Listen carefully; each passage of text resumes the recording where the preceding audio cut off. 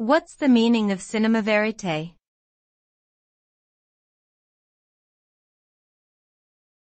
Cinéma-vérité.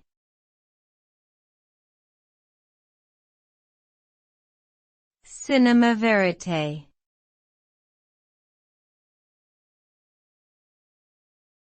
Cinéma-vérité.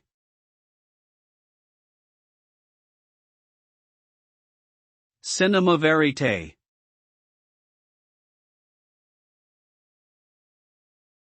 Cinéma-vérité is a style of documentary filmmaking that emerged in the 1960s.